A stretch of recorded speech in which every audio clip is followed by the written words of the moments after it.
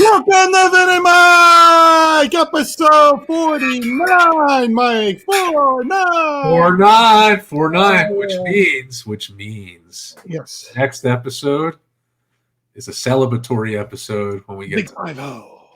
Wow. Can you believe that? No. I can't either. Remember when we looked at that statistic that said 90% of podcasts don't make it to 10 episodes? I wonder what it is for podcasts that make it to 50. You know, we have to be in a very rare form of podcasts with a lot of our fellow TPPN partners out there. You know, We got to meet some of them along the way here and some really good friendships I think we've built with them. So we're happy that has happened. But yeah, I mean, 49 episodes on our way to 50. Huge October here that we just ending for baseball, which ended up disappointing, but kept us entertained. And then the Giants and Jets are just rolling right now, and we'll get into all that. But let me just get to some of our regular business stuff. So we are brought to you by Viggy Bets. Go right now to Twitter or Instagram at Viggy Bets. And he now has the monthly program of $7.99. So direct message him right now at Viggy Bets. Tell him you're a fan of Vin and Mike, and you get the monthly subscription of his handicapping for $7.99. I know he does hockey. He's big into hockey. He'll have some college football. He's got it all going on over there. So real exciting time for him. Yeah. And then, of course, as I mentioned, we are part of the Pigskin Podcast Network, TPPN. There's a bunch of good shows over there, so check them all out if you get a chance. We're also out in Kansas City with our people there at KKFI. And then if you want to know everything and anything and old shows, new shows, everything about us, vinandmikepodcast.com. Beautiful website we have, right? Beautiful website. And I love our Instagram. And good friends on Instagram. Well, I was saying to Vinny yesterday, we were so honored that Bart Scott is following us and he's liking our posts. So if that doesn't make you happy about having a successful podcast, something that you truly enjoy to do every week, then I don't know what does. That was pretty awesome. Yeah. Our connections that we've made, throughout the not actually 10, 11 months we're doing this, almost a year. We just were talking about revisiting the dinner that we did last year, which that is where we spoke about doing this podcast. We were watching, like I said, either a Ranger or Knick game, just sitting there and waiting for two other friends to come. And as we're sitting there, you just said to me, would you ever think of doing a podcast? And I said, yeah, let's do it. And then we planned it for a good 6 weeks, and the show is doing really well, and we're happy, with our audience, with everybody that's been part of it, all our guests, a lot of fun. We had a great fun show last week with our Packer guys, who are probably even more digging holes this week. And they were good sports, but man, after their loss against the Commanders, where the hell do they go from here? Yeah, I'm glad we had them on last week and this week. that would have been brutal. Yeah, but let's turn the clock back a little bit here, and we got to talk about it, Mike. And I'm going to try to stay as calm. Take a deep breath. Take a deep breath. I'm going to stay as calm as possible. The Raiders won, so I feel a little happy. The Bears won for our buddy Anthony out there last night, who went to sleep at 14-10, and I know he woke up and was very happy this morning. And the Jets won, and the Giants won. So there's a lot of happiness in the football world. But we're going to have to go visit the baseball world because it's a big part of our show. A lot of our fans like to talk about it, and there's a lot to talk about. I will start with, I was not surprised that this team got swept. They were not good all year against Houston. It did not shock me. Did not shock me that the bats stopped hitting again, because that was something they've done all season. So the trends were there, and they just happened to land on this ALCS. With all that being said, there was plenty of chances, plenty of times for them to win. And, when you don't have clutch hitting, when your big star that you relied on all year doesn't hit, every single game, which you can't depend on him on every single game. But, without Judge really coming through in a lot of situations, it just really, disappeared for them. And then Aaron Boone, with the horrific managing that he's done in some of these games, really cost them a lot of these games. It cost them all season. There's just a lot of little things there, and you can see the frustration in Yankees fans, because it's the same story for the last 5 years. And that's the problem, is that things have not changed since they let Joe Girardi go, because he wasn't able to take them over the hump. And with all that, these last 5 years, there's been nothing that's changed. The analytics department, whatever they're bringing in, is, all this money they spent on this, it's not helping. It has not done anything. Not having, I think Michael Kay mentioned it, and I think we've talked about this a million times. They didn't have a leadoff hitter all year. Using Aaron Judge in that spot drove me crazy all season. It drove A-Rod nuts. He went into this whole thing about, having Johnny Damon and Derek Jeter ahead of him, and how it allowed him to see better pitches. And because of those two guys in front of him that are real table setters and really getting things going, and as the number 3 hitter, it was able for him to see better pitches and do things that way. So all that all culminated into this ALCS, this sweep, and this bad play. And before I go really, really into it, I'm just going to let you talk a little bit about some of, your feelings on the Yankee season and what you saw down the stretch here. Yeah, you summed it up beautifully. I mean, the management was awful. And you talked about in our previous episodes that Aaron Judge leading off did not make sense. And their analytics was, he would have more at-bats. But for what? He should have been hitting second, third, or fourth, period. So you had a leadoff hitter on to put in more RBIs. That could have made a difference. The other thing is, let's face the facts. The Yankees started out the season great. The second half of the season was pretty brutal. I think they played under 500 or just around 500 baseball. Then you took that. You were lucky enough to get past the Guardians, and then you played this Houston team that you had a lot of trouble with in the season. Yes, they were the better team, but as you said, Vinny, and I said it too, they were in these games. It's not like they were, at least 3 out of 4 they were in. But because of bad managerial decisions and also lack of hustle too, some of those outfield plays were just terrible. Not hustling.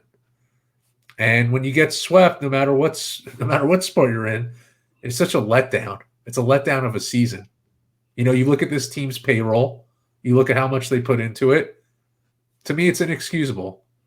And it was just a horrible way to end the season. But you felt after, especially that Game 3 loss, they weren't going to win Game 4. It just felt that way, right? Yeah, even the price of tickets, I think they were $200 for seats for Game 4 before Game 3 started, and after Game 3, those same $200 tickets were going for like $28. I heard, so the fans didn't even want to be there, right, to watch the games anymore. You could right? tell there was a letdown. And one more, there's a big letdown.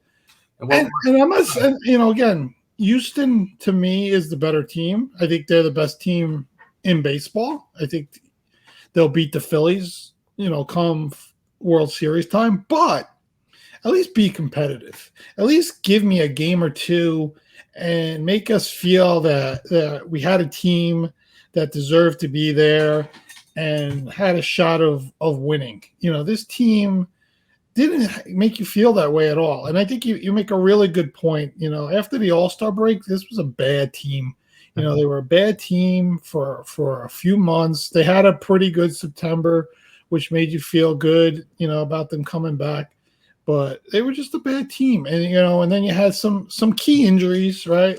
I think the LeMahieu injury and the Benintendi injury hurt them, especially for guys that can put the ball in play and get you some key hits in some key situations, and you can move some guys around and maybe change the defense a little bit and things like that.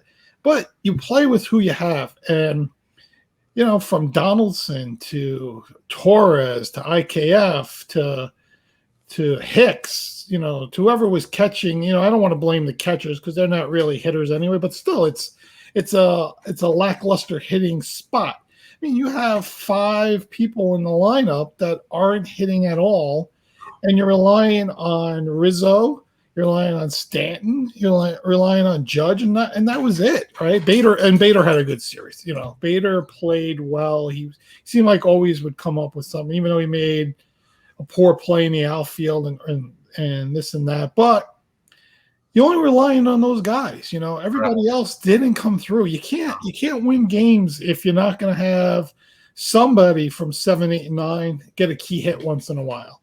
Or, you know, you see what Houston did and where they scored runs. You know, before Altuve had even a few hits, even in the series. I think it was 0 for 23 at one point, you know, in the playoffs, including the division series. And they went through everybody. They swept everyone. They won 7 in a row, you know. So they showed, even with their best clutch kind of hitter, you know, they still came through because Bregman stepped up and the kid Pena stepped up, you know. So that's what you wanted to see from the Yankees. And, you know, we talked about this, I think, on either Sunday or yesterday. I forget when we talked about this, but they got to change the entire infield except for Rizzo, right? Got to have a new second baseman. You know, Gleyber Torres to me could go. You know, I think I just don't feel that he's going to be this big clutch player for us in these important situations, and there's value there. We could trade him. IKF is just not a shortstop. Bring Cabrera into play shortstop. Yeah. Donaldson to me is washed up. He's over with. You know, we got to move on. And like you said, bring Cabrera. You got Peraza.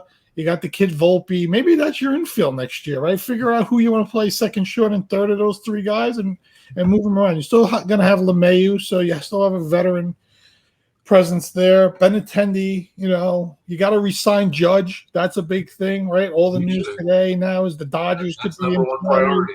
You know, the Dodgers could be in play now, they're saying. The Giants are saying Giants are saying they're going to pay for him and don't care, you know, what it takes to get him. Right. So that's priority 1, because you don't re-sign Judge, I don't know where you go from there. You know, they made a mistake in not giving him close to Trout money, and now he has this historic season. And like I said, every home run he hit, he got another $10 million onto a paycheck. So I'm up to $620 million deal for this guy. But in all reality, you're gonna have to pay him as much as Trout gets per year, if not a little over. And that's just the way it is. And you're going to have to give him an extra year. So you're going to have to give him, you know, a 9-year, $350 million contract. That's what you're going to have to give him, right? Something in that range. So, or $400 million, whatever equals out to that money is what you're going to have to give him.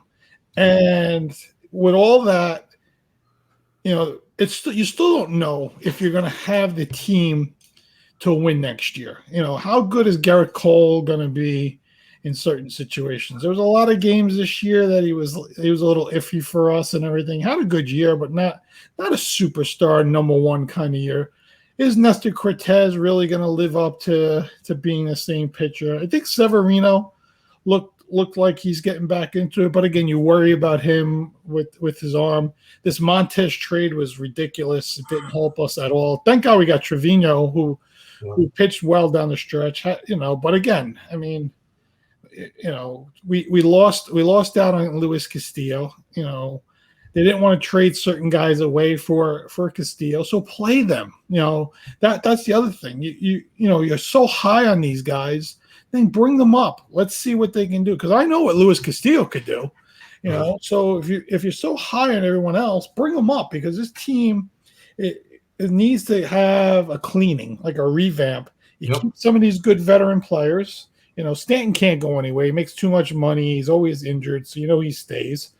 But you gotta refresh where you can. You hope these guys come back in the bullpen healthier.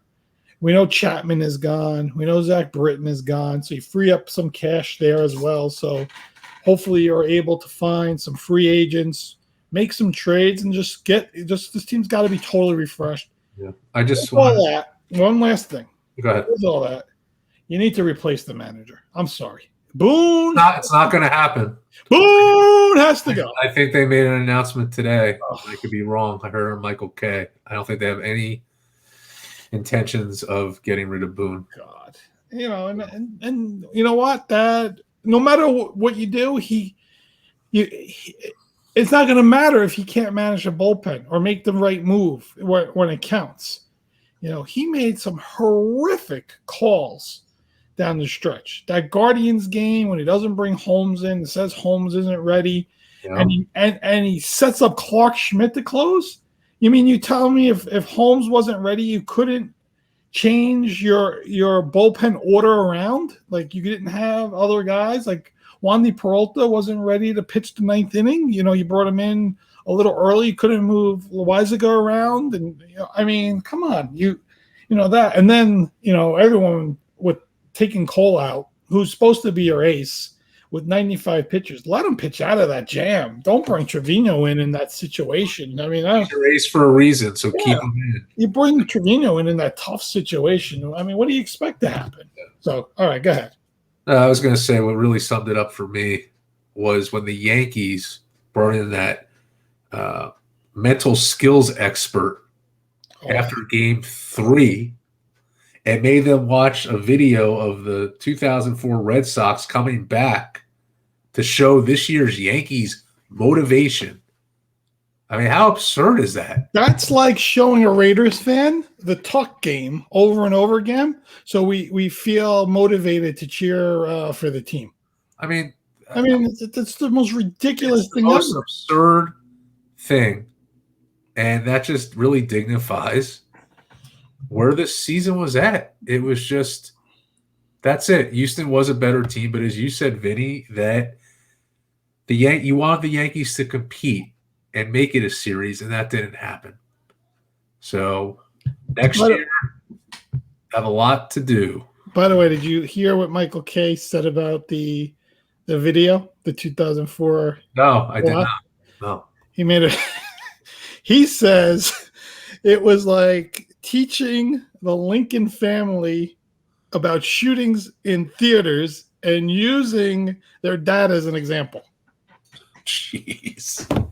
That's what he said. I have to. You know, I'm really impressed with Michael K. He's fed up. Well, Michael K, as our viewers know, he's a busy man. He has his talk show, and he's a Yankees announcer, and he does the K-Rod broadcast. So a lot of people think that he has to be impartial and he has to be, more of in favor of the Yankees and just, kiss their ass. And he's not like that at all. He really told it like it was about the poor management, Garrett Cole being taken out of the game, the videos you mentioned, Vinny. He was really going off of them. And I think part of it was the broadcaster in him, and part of it was the true Yankees fan.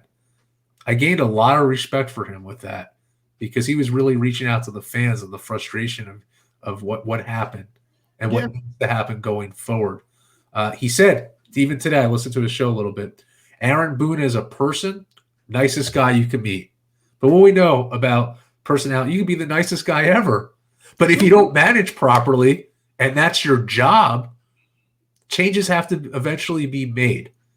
Argument is that they did win 99 games. They weren't first place, but it's the whole presentation. They won 99 games, but the second half of the season was abysmal. And the postseason was just no good, right? So what are you going to remember?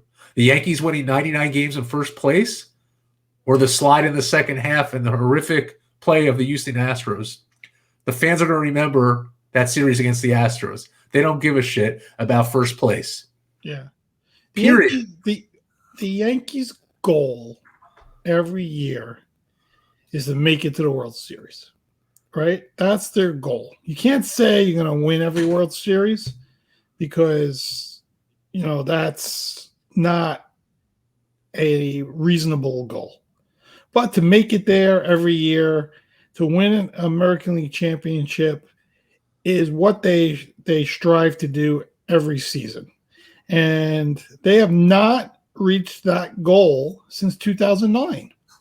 We have a whole decade of new fans, right? So we have these 17, 18-year-old young people that in 2009, they were 5 years old. So they barely remember the 2009 World Series team. So this is your new fan base, and this is what they're seeing now. And what that starts morphing into is that early 90s disappointment that we had as young fans. And you can go sit in Yankee Stadium because their seats empty all over the place. And that's where they're headed. And with the thing that Hal, as a businessman, or, trying to change, the tune of the Yankees into being more business-like and, thinking about numbers and making sure they're making good revenue, which I understand. Yeah. They're still a corporation and a business and all that, but winning generates money. And that's what it is. George Steinbrenner didn't care about spending to win because he knew once he won, the money would come back. And it was very important for him to win and always win and be unrealistic and think they should win every game and every World Series every year. But with that unrealistic thought process, he brought together a great organization in the last 50 years. Right.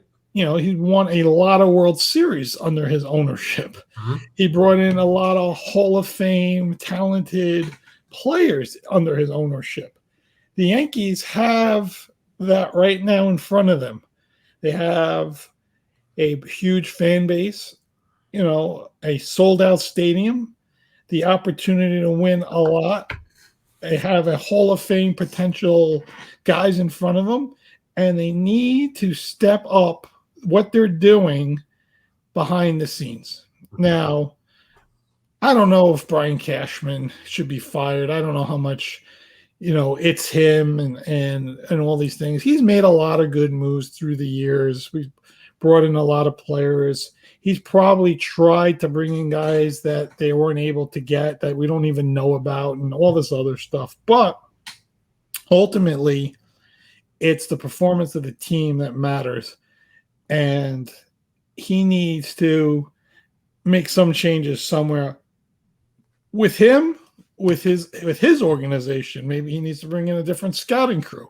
I always talk about, why don't we hire the Tampa Bay scouts? Because they're doing something right down there. They got no money. They don't have any revenue. Their fan base or Yankee fans that are just living in Tampa. That's the other thing. That's the thing. Like, come on. Just because you have an unlimited bankroll, look what happened to the Dodgers. Look what happened to the Yankees. It's about the team. It's about the chemistry of players. It's about how you come together, right? With these Yankees in these different positions, as you said, taking certain people, like taking a Cabrera out of the outfield, putting him in the infield where he's going to take IKF out, start utilizing these younger players. I just think about if George were still alive, the difference of what would have happened, and he would have never put up with this. And that's the difference. But you know what? If we have Boone next year, they have the talent. You have to just get the right players on the field. You got to utilize it. But first priority, sign Aaron Judge. Get him back. If George was still here, Joe Torre would be manager again. Yeah. he would call Joe Torre away from his Hawaii mansion and said, "Listen, I'm going to pay you $20 million a year. You're going to come manage this team." You know what I loved about George, though, off topic? Yeah. I was a little young for it, but, just reading about it was just the whole Billy Martin saga. And this guy was manager 4 or 5 different times. Yeah.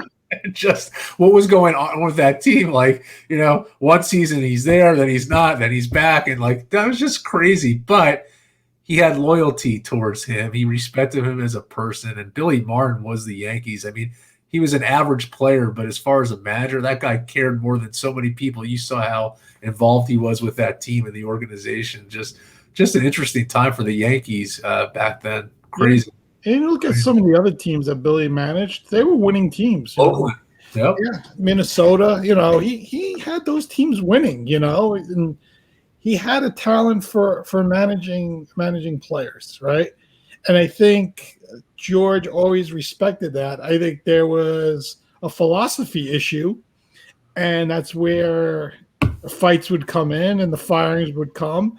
And then George would rethink about it a year, if sometimes 6 months later, and bring them back, and then the philosophy issues would happen again, and let them go and then bring them back. I mean, it's like having that boss that you argue with, in his office all the time.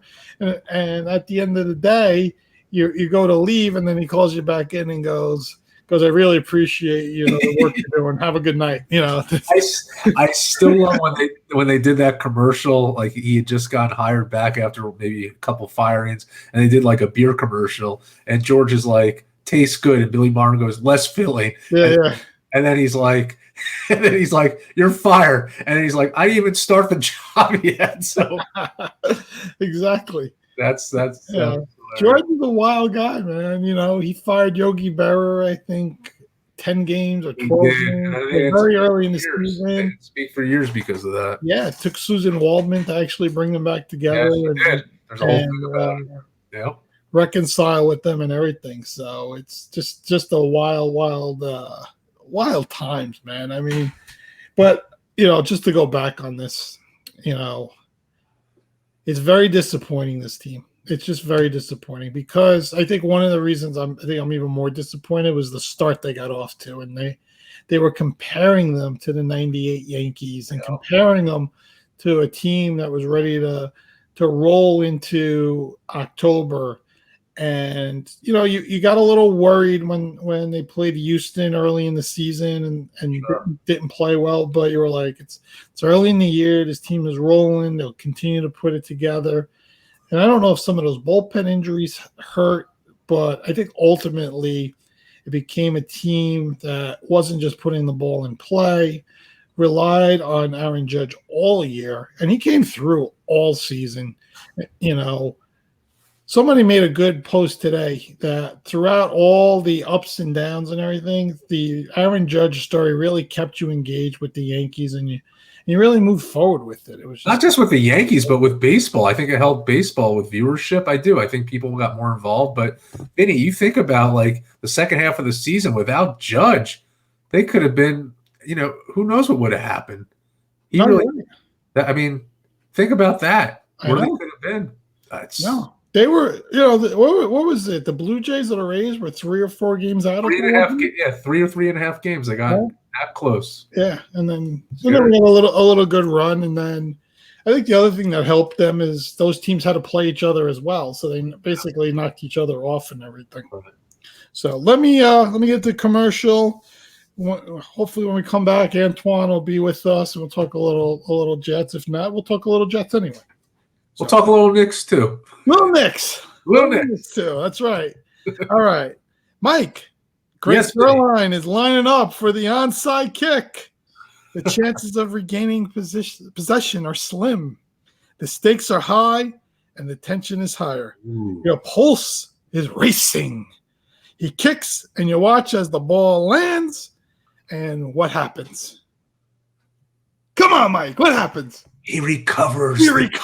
First down, Jets. Are you talking about the Jets-Cleveland game? Maybe. Make every play feel this exciting with DraftKings Sportsbook, an official sports betting partner of the NFL, and their unbeatable offers. Right now, new customers can Make any $5 NFL bet and get $200 in free bets if your team wins.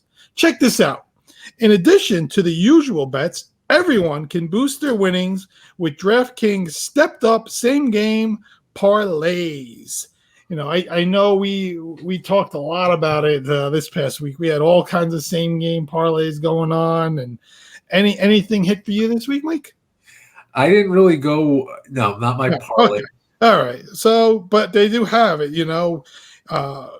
teams, players, odds, anything. They have it all for same game parlays. I did a real fun one just for myself. I took one player from every game as an anytime touchdown and did like all 14 Sunday games. I think five of the 14. That $5 bet. Yeah, that was great. Yeah, just for fun. But to make things even sweeter, you could throw down on stepped up same parlays once per game all season long. If you download the DraftKings Sportsbook app now, use promo code TPPN to get $200 in free bets if your team wins. Just place a $5 bet on any football game only at DraftKings Sportsbook using code TPPN. Minimum age and eligibility restrictions apply. See show notes for details. So, yeah, I mean, if you used your $5 bet on the Patriots last night, you didn't get any $200 free bets today. That was brutal. Oh man, I tell you, there's just some brutal games going on out there. There's some major injuries going on. There's some major benchings going on. I don't know. Did I send you the Matt Ryan thing?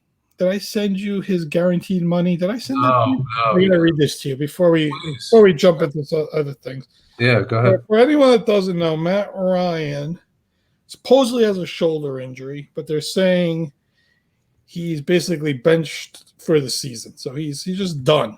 So when they traded for Matt Ryan, okay, he received a contract adjustment. This is the Colts. So this year he gets 24.7 guaranteed. And $12 million was fully guaranteed in 2023. Wow. Plus an additional $17.2 million that is guaranteed for injury becomes fully guaranteed third day of 2023 league. So that's that's $54 million in guaranteed money for this guy to sit on the bench. He's like a mini Bobby Bonilla. Well, he's actually going to get paid this year and next year. he's going to have $54 million to sit and watch Sam Eilinger be the quarterback. What a life! I think Nick Foles is the third string or the backup or whatever they're going to do with Nick Foles. So Matt Ryan and Nick Foles can talk about how to beat Brady and how to lose to Brady on the bench together. That's insane. So, all right. I know we're waiting for Antwan. I don't know when he's going to come up, but before we jump into Jets talk, we'll give him a few more minutes. I know the Knicks have started, basketball started. Everyone's excited about what's going on. Ja Morant looked pretty cool last night against the Nets. Like I told you, my mom's a big Nets fan, so I just peeked in on her watching that real quick last night before I watched the football game, and that guy's amazing. But I know, Mike, your Knicks are your team. You're out of all the sports, I give the Knicks in basketball, knowledge way over me to you. So I want to hear some of your Knicks thoughts as the season has started. Yeah, sure. So going into the season, obviously everyone's eyes were on Jalen Brunson and how he's going to fit with the chemistry of this team. And I know we're very early into the season, but this has been a fun team to watch. You look last night against the Magic. Now, with respect to the Magic, they're definitely a young team and they're growing. But you look at this balance that the Knicks had last night. Brunson, 21 points. R.J. Barrett, 20 points. Julius Randle, leading scorer, 25 points. And what did I say about Julius Randle, Vinny? What did I say early on? Yeah. bringing Jalen Brunson and the combination of RJ Barrett would put less pressure on Randall to make him more successful, because what was happening was all the pressure was on him. And New York, it's, let's just face it, very difficult to play. There was a lot of crap going on with Randall and the fans, but I think this gave him a break and also an opportunity to be successful. And it's definitely showing. Then you just look at the players coming in. Derrick Rose, I know he only had 3 points, but it's great seeing him again. Cam Reddish, I'm really liking. And the big man, Isaiah Hartenstein, he's playing really well on the offensive boards. Quickly, Fournier. They have a good lineup, but again, it's early in the season. Thibodeau really has to, look at his team. We talked about the Yankees chemistry, and just look at this Knicks team, who's going to match well with each other. But Jalen Brunson could really run this offense. I feel that he's a leader, and just, we'll report back in a month or two to see what they're doing. But it was pretty awesome to see. Absolutely. But let's talk about chemistry and talk a little bit about the New York Jets and their defense. And our buddy Antwan Staley is here to join us. Right. What is going on? Hey, how you doing? Doing good. Thanks for joining us here. I think the last time we spoke was after the Cleveland game, and we weren't sure where this Jet team was going to go after that, but they've been rolling ever since that game. It's been really exciting, and I think the defense has been gelling really well together. Get some of your overview thoughts on this Jets 5-2 start. It's just been just a season where they've won in a lot of different ways, and some days it's been the running game, and definitely the defense there. Some of them, Zach Wilson. I know Pittsburgh ended up playing particularly well, especially in the fourth quarter. So it's just a team that's, no matter, what's on the line or, how badly they're playing, they just kind of continue to find ways to, keep winning. So, and we'll see how that goes, especially with the injury to Breece Hall. See if they can continue to do that. Yeah. Go ahead, Mike. Yeah, so Antwan, welcome back. What I find most amazing is that Zach Wilson's really coming into his own. I mean, he's been okay, but a lot of growing and passing, so on and so forth. It's definitely the running game and the defense. Who have you been? Because the defense is so utilized. Who have you been most impressed with on that defensive end for the Jets so far? On the defensive line, or just defense in general? Defense in general. It's hard not to be impressed with, I think Sauce Gardner has been, come in as a rookie, and I think he's already a top 10 corner in the league. So I think it's hard not to be impressed with somebody like that, somebody that came in instantly and is already playing at such a high level.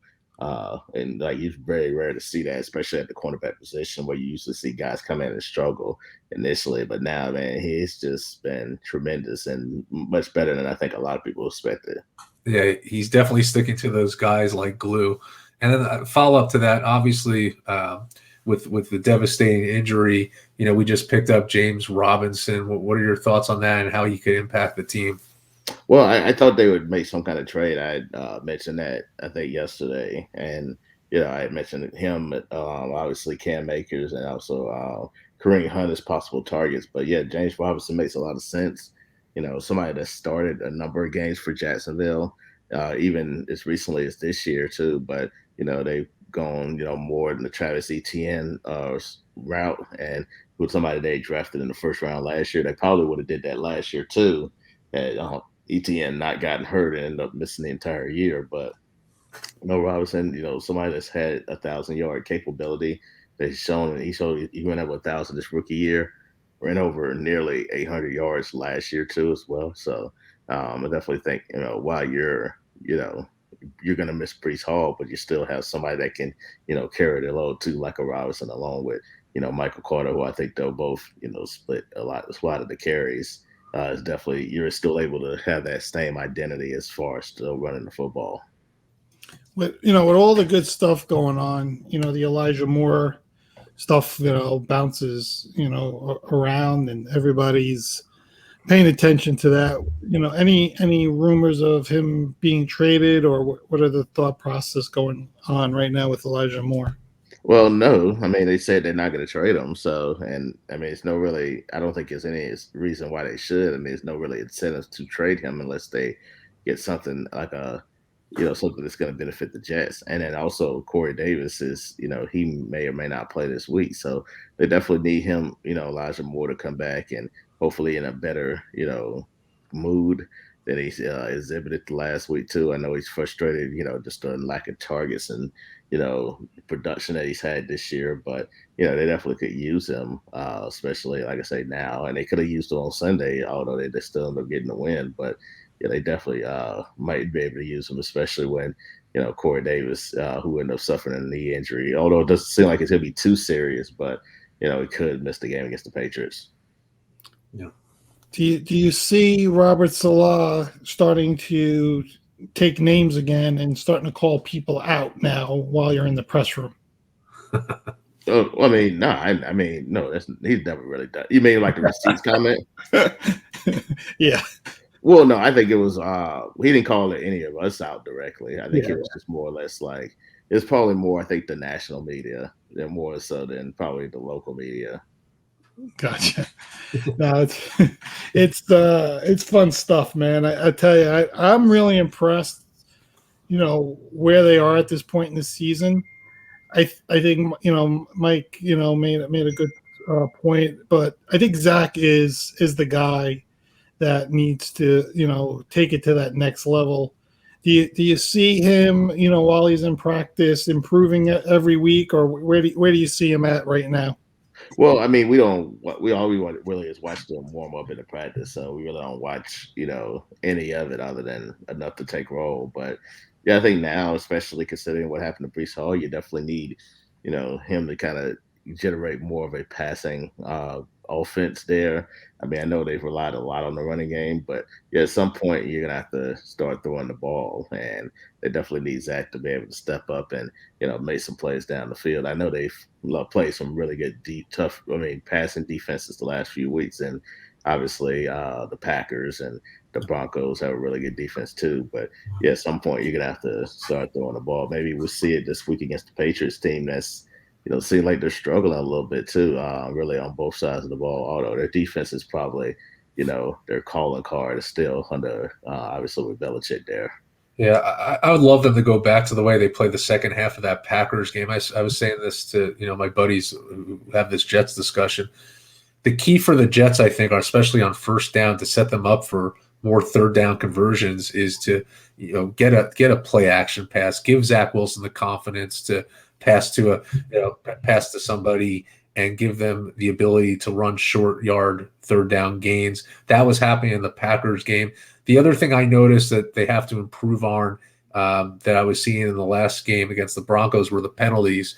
There were some tough penalties on the Jets last game, which they've been doing a really good job not doing. So I think it's all in time, though. But as Vinny said, how can you not be impressed with a 5-2 record right now? It is so exciting. But you got the Patriots coming up, Antwan, like you said, who are struggling. But the following game is the Buffalo Bills. So I think that this would be a great game to really, especially with the injuries, to really step up and say, you know what, we can win. We could do it with Zach. He's improving on the passing game. What are your thoughts? Just in total, like about the game, or just like the next couple of weeks. Next couple of weeks, and what's crucial for the Jets. Well, I mean, yeah, you got 2 games against the Patriots, and then and the Bills, and then you got a bye in between. So yeah, I mean, I think it's really critical games. I don't think anybody expects them to beat the Bills. I mean, that's just kind of how I think Buffalo's playing at another level. But yeah, I think if you trying to compete with them at least, especially with their defense, I think their defense could compete with the Bills, but offensively, I think that's exactly what it's going to come down to. Would they be able to score enough points to, compete with the Bills too? But yeah, I mean, you got the Patriots there. Nobody knows what they're doing. I don't even know if Bill Belichick knows what he's doing at the quarterback position. And we saw what the result of that was against the Bears too. But yeah, I think this is a good opportunity, especially on the next 3 games. If you can win 2 of those, possibly, I think you set yourself up in a good position to definitely make the playoffs. Because you look at the schedule after the bye week. I think it's a lot of winnable games on there. The Jets have already played a lot of tough opponents. Although, they still have the Vikings, and obviously you have another game against the Bills and the Dolphins down the line. But I definitely think they really set their stuff up, especially with the good start that they're going to compete for some type of, or at least a wild card spot in the AFC.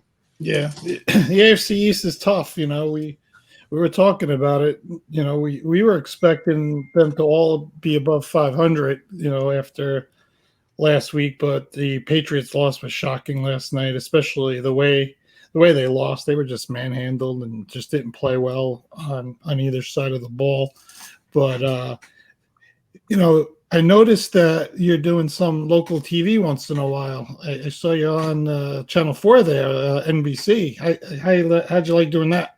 Well, I just did that. That was just one time, but yeah, that was pretty cool. It's nothing I hadn't done before. I've done TV and radio and stuff like that. I've done pretty much it all at this point. But you're in New York now, Antwan. You're in New York. He doesn't want you to be so humble, Antwan. No, you're in New York. It's TV everywhere. So, I guess it's not really a big deal to me. It's probably most of everybody else. Well, you know how long I know you and where you came from, and I think I knew you from the time you just graduated school and in the Carolinas and all that stuff. So I'm always proud to say when people ask me, about people that I've gotten to know through the years, and I always throw you out as one of the people that I've known from the start of your career. So I definitely like to toot your horn for you when I get a chance. Well, I appreciate that. For people that don't know, I forgot to introduce him. If you're new to the show, Antwan is the New York Daily News Jets beat reporter, so you can check him out there on New York Daily News. You can buy, if you're still a regular paper buyer, you can go buy the Daily News and read his column, or if you go online, he's got everything Jets, all the time. He's he's been around a long time in this business, and happy to have him in New York. And like I say, he's been a friend of mine for a while, so just proud of him. And Antwan, thanks for a few minutes here, and we'll talk again soon. All right, sounds good, y'all. Y'all take it easy. All right, Antwan. Take it easy. Take care. Yeah, so that's Antwan Staley. Like I said, I know him from when he was a kid, graduating Coastal Carolina and coming into the business, and worked for the Panthers and the Dolphins. And like when we first started the show, he was out in Oregon, right? We had him about Kayvon Thibodeau with him and out there, and now he's here in New York talking Jets football, which is kind of fun and cool stuff. But I think he makes a good point. That Breece Hall's injury is probably going to make Zach have to step up now. Mike, some of your feelings about Zach. Yeah, listen, I still have faith in Zach Wilson. He's a young quarterback, and with young quarterbacks, you have to show improvement, and he has a capability to do so. This year, opposed to other years, he has receivers. Where really, last year that wasn't even the case. He showed promise of that, but I think it's about the confidence, and I'll go back to that again. In some of the games, I noticed the play action on first down. He'll throw it. I don't even care if he overthrows it, but at least try it. Give him some confidence. The other thing I noticed is that in the last game, it was scary the way he would go back on passes and get cute and try spinning around multiple defenders. And he was very lucky that on that one play that they called it an incomplete pass, because if that wasn't the case, it could have turned the trend of the game. So I think it's just learning, again, discipline, learning when to throw the ball away, finding the open person, not necessarily having to throw 15 or 20-yard passes, through the middle of the field, screen pass options, just, again, playing fundamental football. I do have faith in him, but this, as Antwan said, now with the Breece Hall injury, your running game, you're going to have to rely on Carter. I have high hopes for him, but he's not Breece Hall, or at least he hasn't shown that yet. But you're going to have to sooner or later rely on this passing game. I think we're going to see more of it against the Patriots, and hopefully we'll see some more accuracy and more confidence in our quarterback. If we could get that done, then you'll have the passing game. If James Robinson is successful with the 1-2 punch of Carter, you'll have the running game, and the defense is intact. The Jets are going to be a dangerous team. But already I'm so proud of them because look at their record. Yeah, I mean, like I always say, I bring it up, I think, almost every week. You are what your record says you are, right? That's really what it comes down to. I look at the schedule. Yeah, you're looking at it. And I like to do this usually around this time of the year. Okay. It's just to project where you can go, right, with 10 games left. Okay. Right? So I look at it, and we'll do it together. Let's do it. All right. So I'm going to give you a win next week. I think so. All right. I'm going to give you a loss to the Bills. Yep. I think you can go into New England and win again. Okay. I think you can definitely beat the Bears at home. Yep. I think going to the Vikings is tough. I think going to the Bills is tough. I think you can beat the Lions. Yep. At home. I think you can beat the Jaguars at home. And then those last two games are going to be, I think, very interesting, right? Yeah. At Seattle, still not sure how good this Seattle team is. I know. And at the Dolphins, which who knows where that game could. Who knows what team they're going to be. So that's 6. Let's see here. That's 6, 7, 8, 9. You could be 10-5 going into those last two games. If you could split them, win one of those road games, and get to 11-6, I think the Jets are in the playoffs. You think it's going to take 11 games? Well, I think 11 games, you're in the playoffs. Yeah. Right? I think 10 games are probably in the playoffs. I think 10's the but magic. I'd like to see. I think 11. I love it. I think 11-6 is realistic right now. Now we can revisit this in 3 weeks after you lose 2 games to the Patriots and the Bills, and just basically say your season's over. Well, 5-5, but I'll tell you right now that this Patriots game is huge. Yes, for many reasons. How does a team bounce back? And we didn't even talk about the Vera Tucker injury. That's another key injury, right? So you have 2 key injuries. How do you go into that game and be able to get a win from the Patriots? If they can, that's huge because, I'm a realist. I'm not stupid. To win against the Bills, they're on a different level. I don't expect to win, right? I'll never count my team out, but you have to be realistic that it's going to be tough. Then you play the Patriots again. Usually these divisional games, this is where I differ with you just a little bit. We may split with the Patriots, and I'm okay with that. I think we could win both times, but I'm just being kind of cautiously optimistic. I think we're going to split with the Patriots. I do think we win with the Bears. The Vikings are very difficult at home, so I might put that one as a loss. Then you play the Bills again. I'll take the loss for that. We can beat the Lions, as you said, Vinny. We can beat the Jaguars. And everything I'm on board with you with, you're right. I think it's going to come down to those last 2 games, and that's New Year's. That's New Year's Day. So it will be interesting on this podcast, having those conversations and where we're at. It's going to be very interesting. Yeah, especially with you hungover and trying to do the show. It's going to be freaking terrible. Thank you. Appreciate that. Yeah, it's really exciting. Let's go cross town. Yeah. Let's go to the Giants. Let's give them respect. 6-1. Yeah. Like I said, we didn't do our pick show this week, but we did have a chat with people in a group room, and I did like the Giants +3. I thought they were being disrespected. I thought that was my best bet this week. Yep. But let's look at their schedule. Check it out. 6-1. Okay, so let's talk about them. Can I do it this time? And then you can start it out. Go ahead. Go. Thank you, sir. And then I'll follow up. All right. Again, with this Seahawks team going out west, what team's going to play? I'm going to put them as a loss this week to the Seahawks. I'll give them a win at at home against the Texans. I'll give them a win against the Lions. I'm going to give them actually a win against the Cowboys. I know they lost that first game. I think it's a revenge game, and I think if they could win against the Lions and have some momentum, I think that'll be a game that they could win.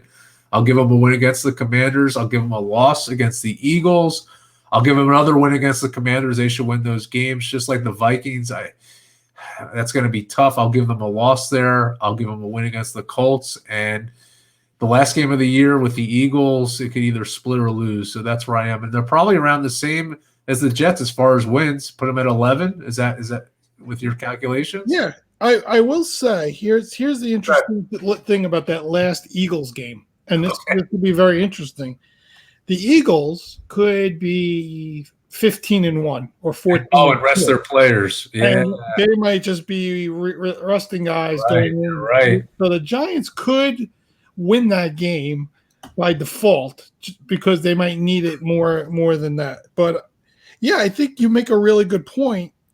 I think this week's game is huge. If they could pull off this week's game, going to Seattle, and then their home Texans, home Lions, they could be 9-1 going into Dallas, and Dallas potentially could be like 8-2. Right. I mean, if for some reason they can get on a massive roll and get themselves to beat Dallas like you think, and beat the Commanders like you think, I do. And if they win this week and win those other, they could be going to play the Eagles at 11-1, potentially playing the 12-0 Eagles. I mean, that could be an unbelievable game. I know it's crazy to even think. I think it's not unfathomable to think at this point, right? No, it's not. Or at least both teams to be 10-2 or 11-1. Those Eagles-Giants games, those Eagles-Cowboys, Cowboys-Giants, they could be unbelievable going down the stretch here. Really exciting. And then Washington just sits there as one of these teams that, and I'm going to tell you, if they continue to play Heineke, they will be much more competitive. Because, like I told you, Carson Wentz is just not the quarterback he was 5 years ago. He's just not. Heineke has got, I don't know. The team just plays really hard for that guy. They just step up for him. They look like a different team when he's out there. But the Giants win this week. It's huge. Was big. Going to Jacksonville, a team that, showing something on offense. Even Antwan said it. Travis Etienne, really stepped it up there in Jacksonville, which made Jacksonville trade James Robinson. Those are the things that are would impress you about the Giants is going on the road and winning. Going on the road and winning in the NFL is where you start making your noise, right? Going out to Denver and beating Denver, for the Jets, that's where the noise starts for your team. It's very, like I said, good teams win on the road. Good teams, find a way to win on the road. It's difficult to win on the road in the NFL. Once you could start winning some road games and compiling that with your home wins and getting your systems in place and everything, you just, winning atmosphere comes really quick. And the NFL is one of these places where things turn around very quickly. You know what else is cool? The Jets are undefeated on the road, which is unbelievable in itself. But if you think about the teams that they beat on the road, Cleveland, Pittsburgh, Denver, all AFC teams that could be potential, you never know. If it gets to the end of the season and there's tiebreaker implications that the Jets have the advantage. Also, the Jets beat the Dolphins thus far. If they could beat the Patriots, they'll also, right? So these are big games that are putting them in a really good position come the end of the year with tiebreaker. Yeah. I tell you, watching that game last night, I was not impressed with New England on either side of the ball. I don't know what happened there. The quarterback play was horrific by both quarterbacks. Mac Jones, I don't know where they're going to move forward with him at this point. I don't know if he's still injured or not. Zappy does not have a big arm, so if it's like Mike White. Once you realize Mike White didn't have a big arm, and you started playing a little bit more press coverage and not letting him have those easy throws, like force him to try to make those throws over the top, and he can't. I think that's what you're going to start seeing happening with Bailey Zappi here. So if Mac Jones can't figure it out, and you start doing those things to Zappi, right, it could be a problem. And Andrews, the center last night, got whacked really hard on an interception. Was in concussion protocol. I didn't read today if he had a concussion or not. He's their best offensive lineman. That'll be a big hit for the Patriots on that side, which, a guy like Quinnen Williams, who likes to line up over the center, could be a difference maker in that game, come Sunday. So that's it. It will be a very interesting game. It's a huge. I tell you, Week 8, NFL, Jets playing a huge game as we're rolling into November. It's got to feel good, because for years you sat here at this time of the year at 2-5 or 1-6 and didn't care, right? Like, are we going to get the first pick? Are we going to get the top 5 pick? Oh, you're right. Should we draft C.J. Stroud? Maybe we'll just get the Willie Anderson from Alabama as another pass rusher. Those conversations aren't even in any Jets fan's head, right? There's no thought process of the draft. You don't even care about who's playing on Saturday now, because it doesn't matter. You care about, next man up. Let's go. It's also the talk about, especially on this podcast. Just it's to me, it's just, I just have a big smile on my face, because I'm like, wow, this team is just, it's resilience. That's the word I use. They're resilient. They don't give up. Their defense has been phenomenal. And you just, again, going back to Zach Wilson, at best, he's been mediocre. And that's not a fault. I mean, again, he's just getting back, and he has to get accustomed to everything. But this is the game to Week 8. This is the game to really turn around, because you got to change your offensive style this week to be successful. Yeah. You're not going to be able to rely on that running game like you did previously. No. So now you'll really see him in action. And this is going to be a true testament about AFC East opponent. It is huge. Can't wait to watch it. Yeah, it's really exciting. It's just an exciting time right now to be here in New York and watching football. I didn't think either team would be here when I looked at the schedules in the beginning of the year and where the teams were and rebuilding and all that stuff. I didn't think either one of them would be where they are. Well, I'll tell you one other thing. But they really got a good shot. Yeah. I'll tell you one other thing. Before the season, the Jets were their over-under was 5.5. And I said on this program that with that draft pick and what they had last year, and they only won 4 games last year, I go, they're definitely doing more than 5.5. In addition to that, because I believed in it so much, I said, why can't this team make the playoffs? So I put a bet on that too. That's how much I believe in this team, because I think Robert Saleh is a good coach. I think they have a tremendous offensive coordinator, defensive coordinator. And, Joe Douglas did it right. He looked at each position that needed to be utilized. He drafted wisely. And even with this devastating injury to Breece Hall, right away, they go out and get James Robinson, right? They didn't F around. They took care of business. You know why? Because they believe they can win. Yeah. That's it. And just so our fans know, if they lose the next 11 games and go 5-12 and not make the playoffs, Mike will be broadcasting that next show from his car, because that's what he mortgaged his house again. At least that bet. No. I'm just letting everyone know, just so they Thank you for looking out always. I appreciate it. But no, that's so everyone knows that's a joke. Some people take this stuff a little too serious. That's all a joke. I just want to before we end the show. Yes, sir. My Raiders won. I just want to give you some of their next few games because let's look at their schedule. Let's be fair. Let's take an extra couple minutes tonight. Yeah, right. Let's do it. I'm gonna read you the games, and you could just tell me win or loss. All right, hold on. Let me look at. All right, go ahead. All right, I'm just gonna tell them. At Saints, win. At Jaguars, win. Okay. Home. Actually, excuse me. Loss. Sorry, loss. Sorry. Okay. Home Colts. Win. At Broncos. Win. At Seahawks. Loss. Home Chargers. Win. At Rams.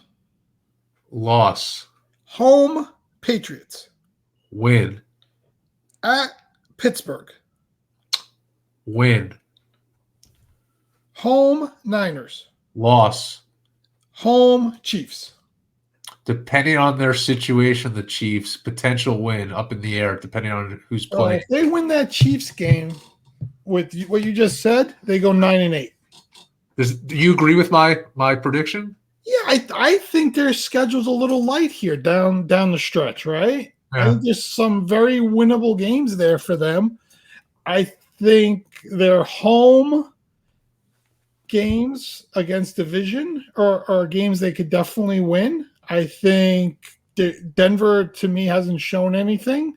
So, right. So I think they have a shot there. And then, they have, like I said, some light road games. And they got some really winnable games here down the stretch that could potentially get them the 9 wins. Which, to me, like we just said, 9-8, 10-7, you might slide in. We might, we'll see. I think the next 3 weeks are huge. I mean, they're huge. They're playing Jacksonville, they're playing the Saints, and they're playing the Colts. Right. Right? They can win, like you said. If they win 2 out of 3, get to 4-5, and then head out to Denver and get to 5-5 with 7 games to go, that's what puts you in a good spot. Yeah. Wow, wouldn't it be just amazing? I know we have a minute left. Jets, Giants, Raiders, all in those playoffs. Oh, it'll be a wild January here on Vin and Mike, especially as our 1-year anniversary show would be coming up. And special. And if we're talking Jets, Giants, and Raiders still in the playoffs, woof. It could be a wild January. A lot of fun. Good times.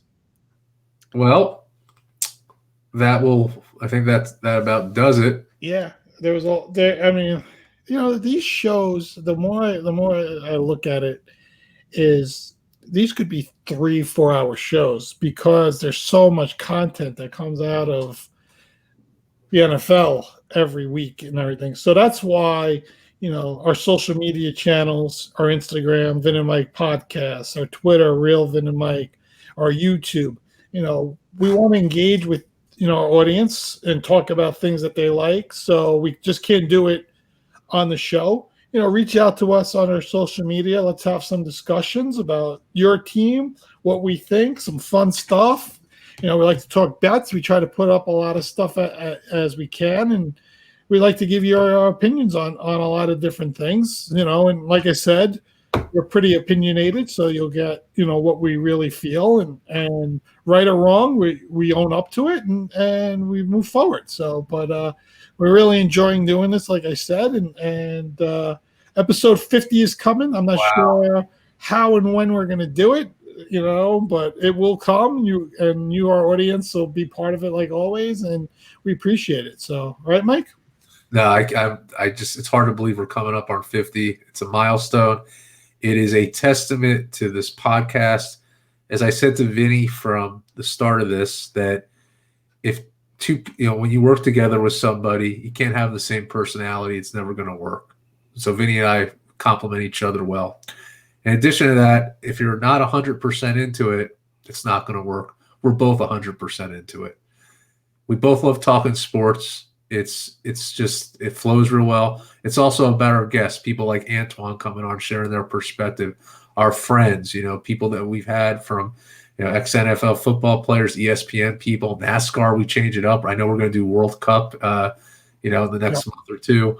We got a lot of exciting things here. So it's awesome. And we're looking forward to giving you that content. And if Rory Sparrow is listening, give me a call, Rory.